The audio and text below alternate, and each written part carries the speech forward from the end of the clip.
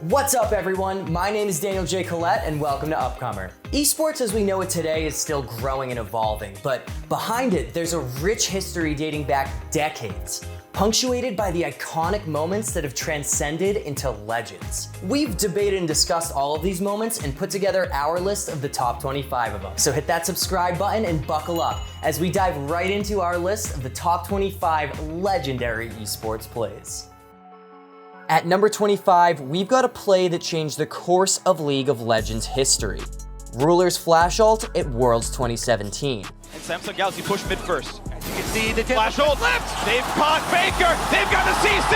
The mid laner is down! The unkillable Demon King has done his life! As Ruler stays in, life stealing. In the back line, they found more as Hootie, in the moment of truth, they flash on Faker! And they take out the heart of SK Telecom! Faker had no flash when the fight started. They knew the unstoppable reign of what was then SK Telecom T1 came crumbling down as Ruler of Samsung Galaxy flash ulted to kill Faker and open up SKT for the final blow in their grand finals set, earning him the title of World's 2017 MVP and the Summoners Cup.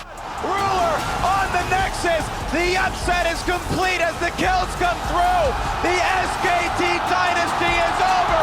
All hail the new kings! Samsung Galaxy, your 2017 World Champions! As the youngest game on our list, Valorant's legends are still being written. But that didn't stop Dicey from making one of the most iconic plays in the game thus far. The tub is his play. He gets them both on one side. Dapper goes down and the ace from Dicey. Are you kidding me, Dicey? What a round from him there. In Immortals match against Sentinels at Pop Flash, Dicey had the odds stacked against him. Despite that, he single-handedly outplayed Sentinels, taking them on a wild goose chase around Bind and using every tool in his kit to score some of the most creative outplays in competitive Valorant history. No dash, he's gonna try to get himself here. 1 second to plant, goes to the back of the site, gets it with 0.2 seconds. He does have Blade Storm, does he draw it immediately? He does, and it's going to be on top of the box. It goes down just to his right. He's trying to figure out where they could be as it's gonna be a crossfire from both members of Sentinels here. The tub is his play. He gets them both on one side, Dapper goes down and he finds the ace from Dicey. Part of the beauty of Counter-Strike is watching a player defy the odds and seemingly break the rules of the game with their creativity. They made Luminosity play that way right up until Cold. With that one round, ruins everything, just stops them dead. The AWP was never meant to be used in the air, but coldzera hops around like he's playing Halo while he scores this frankly unfathomable 4K against Team Liquid at MLG Columbus 2016. Yeah, there's a lot of pressure on him. He's got to hit these shots. We saw Falling in this spot before, the same spot, but with much more utility to work with. Here he comes once again. The first base is a Dren. He's going to hit the ground there as Cold. Oh, what? A jumping double from Cold! What is going on right now? How does he do this? Cold is saving Luminosity with the AWP play. Unthinkable scenes there on the B apartments. Taking it all the way back to CS 1.6, we've got Edward's iconic ace from a Na'Vi match against Fnatic at Arbalest Cup 2010. Edward is known as a pistol god for a reason, and he proved it here as he famously took down the entirety of Fnatic in under 6 seconds with nothing but a USP.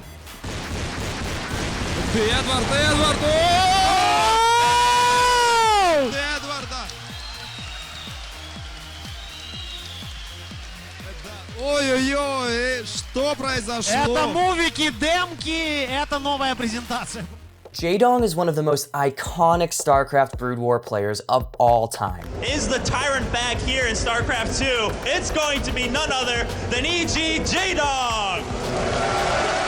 Immortalized by plays like this one from 2007 Ever OSL, where he sends his Mutas to Stork with perfect timing. So perfect, in fact, that the casters coin a new phrase to describe it, Ihan timing. 자, 그러면 이한 타이밍! 자, 뮤탈로! 이한 타이밍밖에 없어요! 지금은 집에 고장까지 지금도 많잖아! 말씀드린 두 타겟 전의 타이밍이거든요, 이게! 네, 아무리 그 파괴의 대명사 스커지가 필요한 스커지, 그렇죠!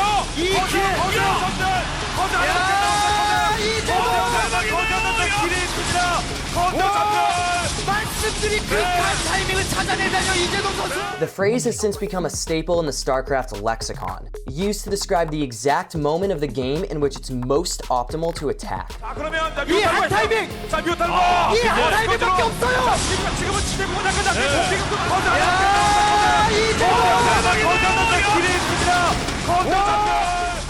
One of the most legendary moments in Halo history was Neighbor's oddball clutch at MLG Rally 2010. I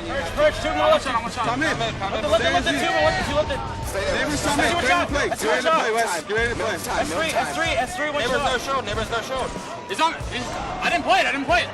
He caught it. You gotta jump off with that. In the final seconds of an extremely close oddball map, Dynasty had a fraction of a lead over Neighbor's team triggers down. His opponent Clutch goes for a checkmate play by jumping off the map with the ball in hand to keep it away from Neighbor. Neighbor follows Clutch off the map, kills him, grabs the ball, and somehow manages to make it back onto the map. He holds the ball just long enough to amass the time that they need to take the lead and closes it out by jumping off the edge himself, winning the game for his team. Evo 2014's Melee tournament was a historic one, but the single moment that really lives on in infamy is Axe's 4-stock. In losers semis of top 8, Axe ran into Silent Wolf, who at the time was one of the best Fox players in the world. In Game 2, Axe completely decimated Silent Wolf, taking all 4 of his stocks in under 56 seconds. Still to this day, one of the fastest known 4-stocks in competitive Melee history. Potential stock, gets the up air tail spike and suited that.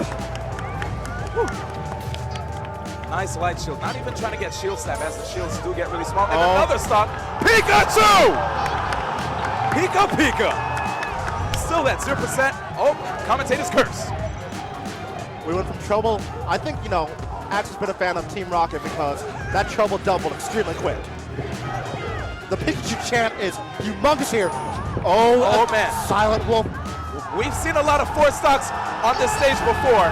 But 45 seconds, Silent Wolf might be down to his last stock. Is he gonna get it before a minute passes? Well, let's see. He's right near the edge. Oh my god! Destruction! That was emphatic.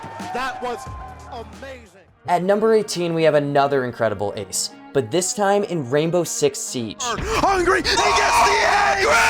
At the Six Invitational 2019, Hungry and his team Penta were up against Norarengo. After losing 3 consecutive rounds in Game 3, Hungry decides he's had enough. He bursts through a hole in the wall created by his teammate and takes out the entirety of Norarengo in 6 seconds flat. There go the Candelas from Hungry, launching him out, and he's going to rush straight through the hole that his Ashe had made. 2 blind, trying to go for 3. Hungry will get them all. Looking in for 4. Hungry, he gets the angry! Hungry, you are absolutely wild, and Penta bring one back.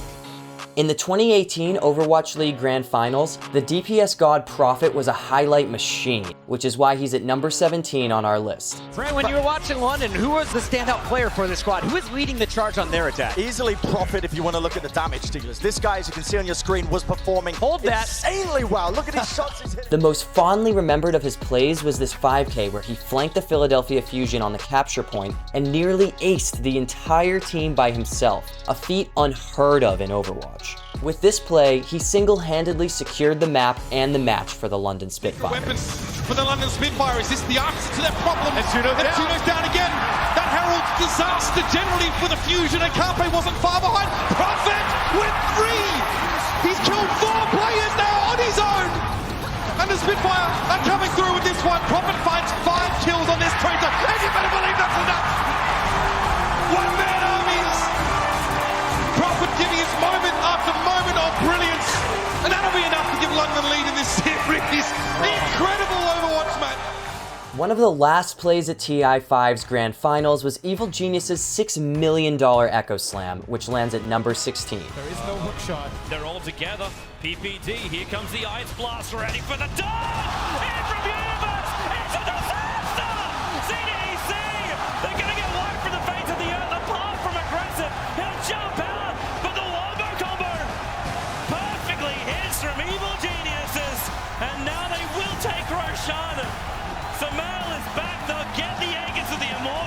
EG was up 2-1 in the set over CDEC and nearly ready to close it out when CDEC grouped up to take on Roshan. PPD and Universe saw the opportunity and unleashed one of the most devastating ult combos in Dota history. It's a disaster! CDEC! They're gonna get wiped for the fate of the earth apart from aggressive. He'll jump out, but the Wombo Combo... Wiping out almost all of CDEC and claiming Roshan for themselves. EG took the win shortly after and claimed NA's first ever win at the International. EG are your TI5 champions!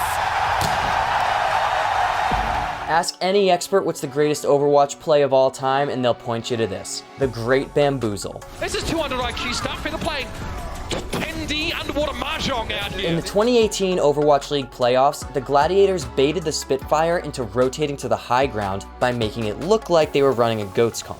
Much to London's surprise, Surefour wasn't with his team. He was waiting in spawn until the exact moment where London lined themselves up perfectly for him to switch to Widowmaker and take them out, freeing up the point for his teammates to capture. I'm gonna call this the merry-go-round because it makes me laugh, makes me happy, and Surefour switches to the Widowmaker at just the right time. Closer drops down, and it's a day at the shooting range for Lane Roberts. The Canadian superstar unloads on the Spitfire. At number 14, we have the now notorious Olofboost, a multi-man boost used by Fnatic at DreamHack 2014. It allowed them to see the vast majority of the map that they were playing on from the safety of their own spawn, and they used it to turn around what should have been a losing game for them against LDLC. But this is incredible. I mean, for Fnatic to not get this boost working in the pistol round, having this as like your ace up the sleeve basically, and then everybody just folds on the round. Nobody going to play the hand at all. That's terrifying. Olofmeister is still waiting. The patience game coming. I can spot them coming out of Squeak door as well. He's here. He sees them down there. Straight headshot. They have no idea. Smith's looking confused and dazed, and it's going to be a follow-up headshot. Olofmeister, you've got to be kidding me. Takes down Hiroshima as well. This play made waves across the Counter-Strike community, sparking endless debate about the ethics of using exploits like this in competitive play. My gut feeling says Fnatic are going to be able to walk away with it here. At number 13, we have a play that needs no introduction, the Roshan Bait. No Tidehunter had a historic run at DreamHack Winter 2012, but in the grand finals they were down a game against Evil Geniuses and desperately needed to shake things up to stay alive. But Evil Geniuses will take the game one.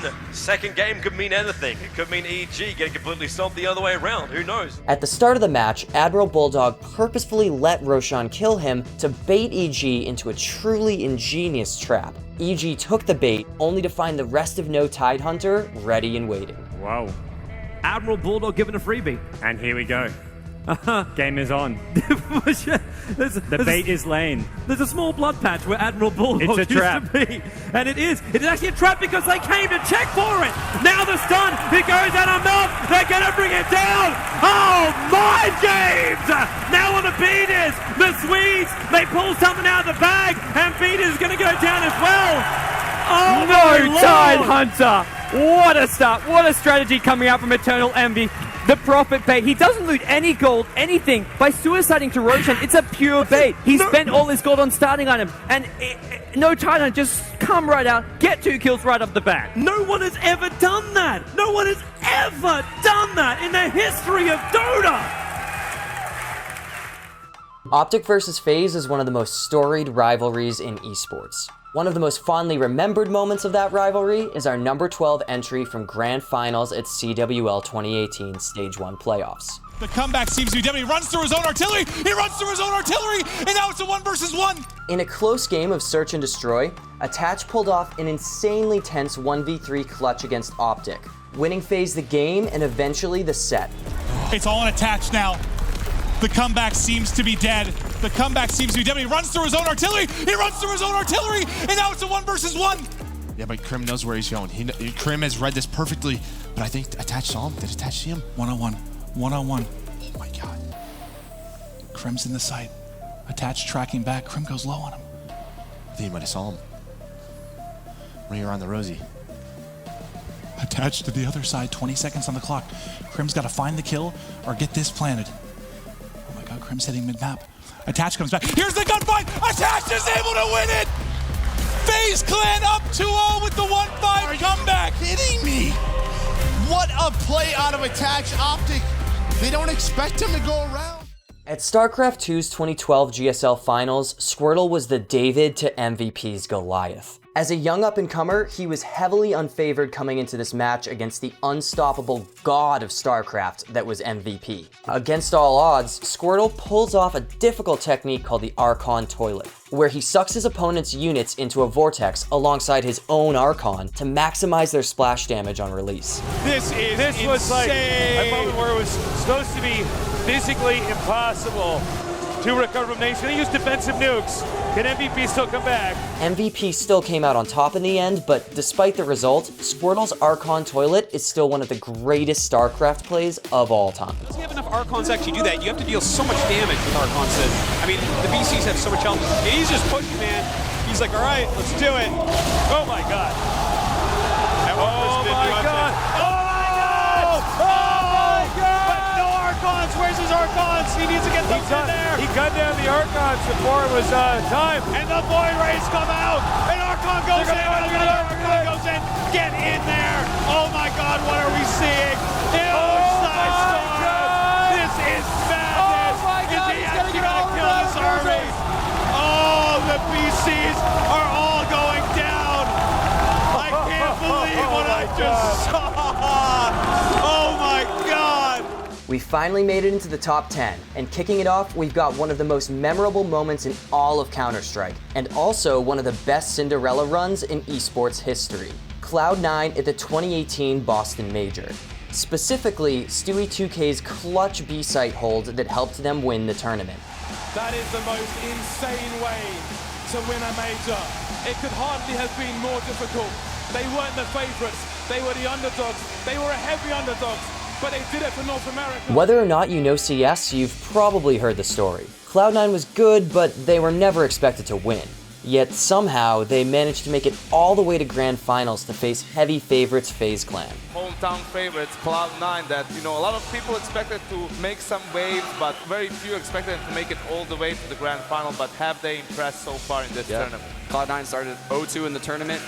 Hasn't looked back since. Game 3 was one of the most electrifying maps of CS ever played.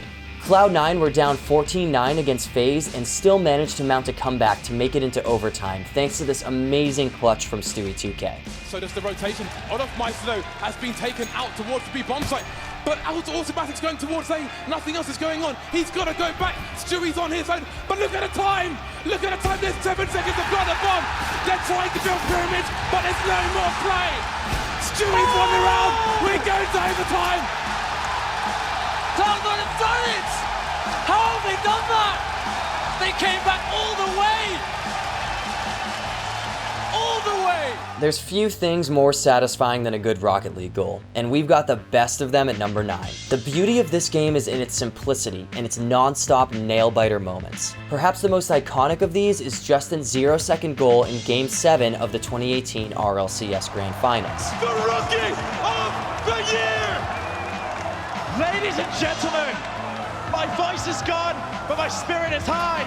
We have overtime. You see, in Rocket League, the game will continue past the 0-second mark on the timer as long as the ball is still in the air. NRG were counting on this mechanic to save them at the end of the series when they were down 2-3 against Dignitas. It was do or die with tournament point on the line when Garrett G knocked the ball up into the air. They then proceed to volley it back and forth between each other for 10 seconds straight until Fireburner sets up the shot for Justin to score. This moment is so perfect, it's hard to believe it actually happened in a tournament. Kato tries to clear. It is almost there. It just has to hit the floor. Violet Panda puts it the long way, and it's almost there. Justin keeps it alive. Teleport's there. Bounces into the corner. Energy still around. Justin is there for the shot. Justin! This is Rocket League! The most iconic press of the R key in League of Legends history is Prey's Ashe arrow in 2016 World Semis, which lands at number 8. During a late-game teamfight in their match against SKT, Prey and his teammate Kuro snuck around for a backdoor. It doesn't take long for SKT to notice. They engage and back for a punish. But in the end, it was Prey who did the punishing. Killed, and they even got the pick off on Bang. Rox doesn't actually have to stop pushing right now. They can delay the recalls. The flash arrows. Look at the arrow. He can teleport. He's gonna stop Duke. He stopped Duke. What do you think it plays? Thanks to his minions in the bottom lane, he gets brief vision on Duke and notices he's channeling. Prey fires his ult off like it's nothing and somehow manages to hit Duke from across the map, interrupting his channel and buying them just enough time to stagger SKT's return to base and pick them off one by one. It's a teleport coming in for Smep and Curl. How much more can be done? They want to win right now. The map awareness and foresight it took to make a Hail Mary like this work is beyond comprehension, and that's exactly why it's still revered to this day. Totally deserves the late game. But we don't have to wait on the same. Let's give credit to him right now. That arrow was insanity. Have you ever just watched a play and thought, no way was this made by a human? I think I just broke my chair. I might need a new one. Well, that pretty much sums up our number 7 play. Happy's Deagle ace at DreamHack Open London 2015. They aren't rushing this time around. They're taking their sweet time, hoping to catch somebody peek on Envy's side. And well, that's what happens when you go around the corner. Happy with one dig. Oh, and another one! Oh, and a third! Happy! He can get another one here too, Dupree! Dupree is like sweating bullets! Happy's gonna get the quad, killing the ace! What is this? The timing on the first 3 kills, the headshots, the fact that 2 of them are through a smoke, the iconic caster call from Semler, it's all so sublime. It's a play that's truly hard to wrap your mind around, but that's part of what makes it so special, and why it was voted the play of the decade by Counter-Strike fans. The greatest moment in Melee history didn't happen on the Evo main stage with thousands of cheering fans. It was a few dudes styling on each other at a small regional tournament called SCSA West Coast Circuit, and it's our number 6 entry. 2 San Francisco players by the name of Silent Spectre and Tang were known for putting together flashy team combos and doubles, but their greatest masterpiece was the Wombo Combo. Wombo Combo! That ain't Falco! That ain't Falco! Oh! Oh!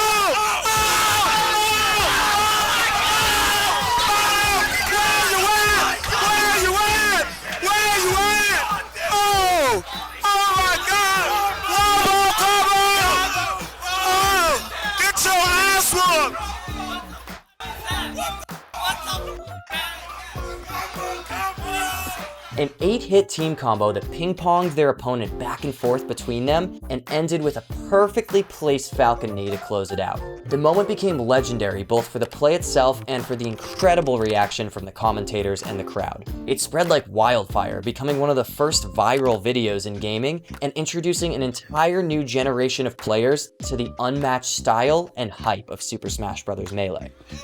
I'm speechless. It happened to me, but just in a tournament. It's not tournament. It's not. At number 5, we have League's most iconic backdoor, which came from the legend Xpeke. In his match against SK Gaming at IEM Katowice 2013, Xpeke closed out the game with a play that's still frequently discussed to this day. You can see there's coming in there. Peke is definitely up towards the Nexus. Kevin is going to be able to get up towards him. He's trying to do it, but meanwhile they're in the base. Yellow Star's trying to defend them in the base. Peke is trying to take the Nexus down. Is anyone going to be able to deal with this one? Catches him with another axe. He's very low. They're pushing on the Nexus to his Peke's back to back. I do not believe it. Everything about it is amazing to watch. How he survives for so long with barely any health, his perfectly timed rift walks, the way he uses the geometry of the Nexus to juke his opponents while still getting his hits in, it's the perfect blend of confidence and skill. In this moment, Xpeke truly believed in himself to carry, and you can really feel it in every move he makes.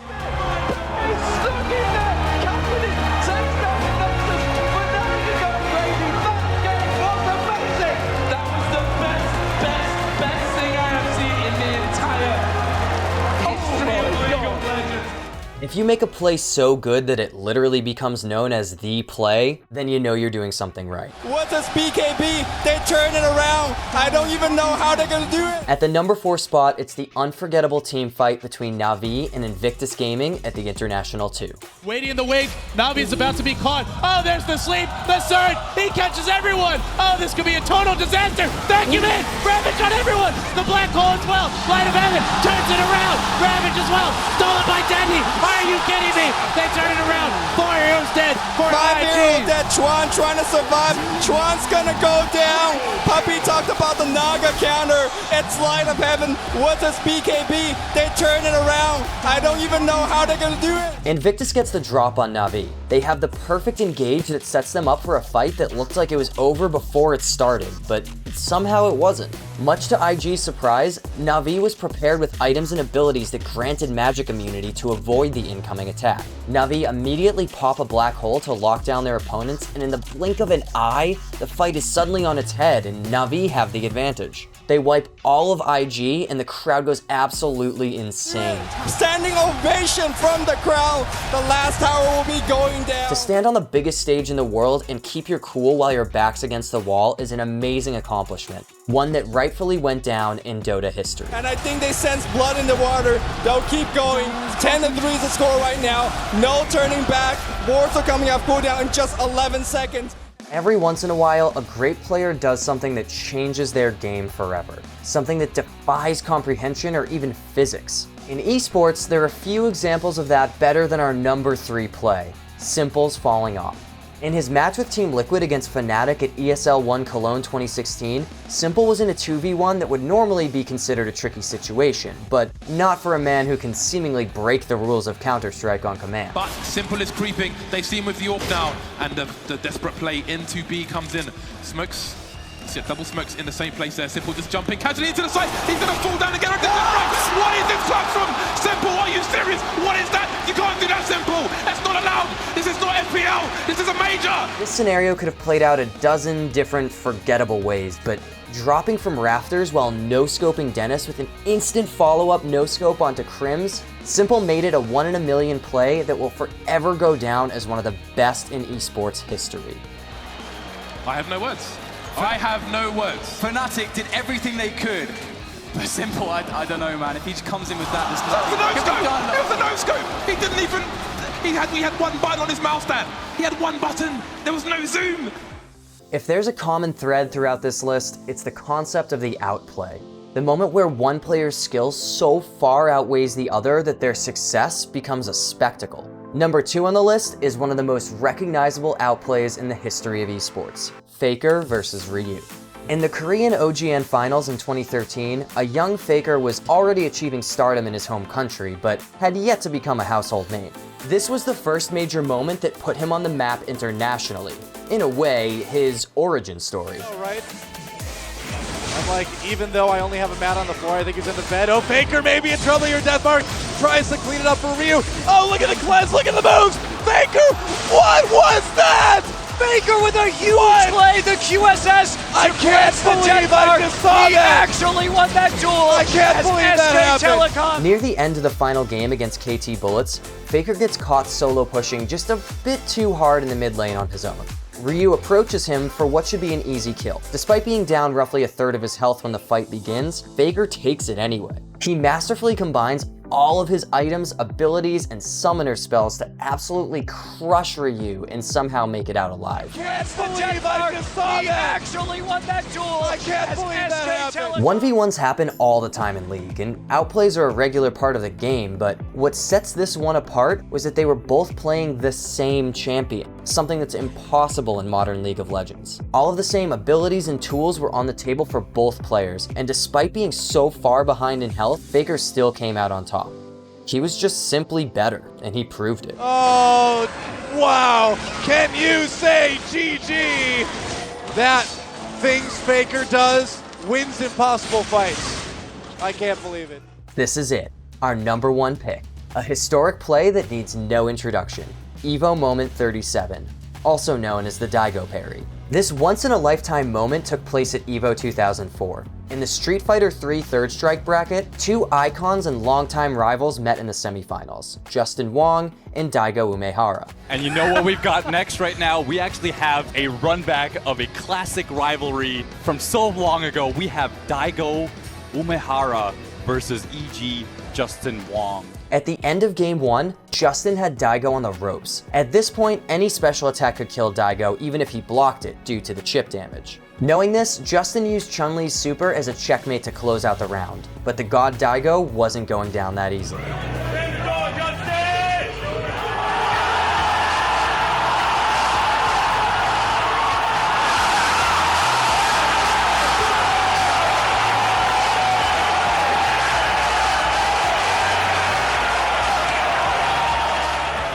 She proceeded to parry 15 consecutive hits of Justin's super to stay alive, and then unleashed his own super to close out the round, take the game, and eventually win the set as well. Even to a casual viewer, the play is jaw-dropping, but there's more under the surface. See, in Street Fighter 3, there's a difference between a regular block and a parry. If you parry an attack, you don't receive any chip damage. So in order to stay alive in this moment, Daigo had to parry all 15 hits of Justin's super within a 1/6 of a second each, without dropping a single one. This type of superhuman accuracy was unheard of at the time, and still is today. Knowing this, it's easy to understand how this play became the first real viral moment in competitive gaming. The perfection of Daigo's execution, the amazing crowd reaction, and its long-lasting impact make it the obvious pick for the greatest of all time. Now on the verge of putting Daigo down 1-0.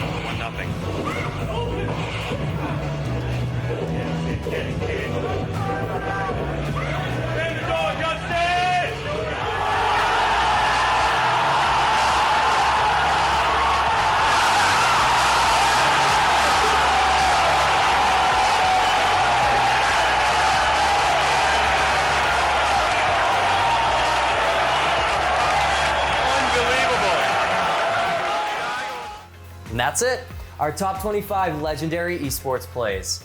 Hope you all enjoyed this history lesson. I mean, I know I definitely learned a lot watching all those clips. And shout outs to all of you for sticking with us through the end of the video. Go ahead and hit the subscribe button for me if you haven't already, and while you're down there, you can check out the comments section and argue with each other about our list. Thanks so much for watching, everybody, and we'll catch you next time.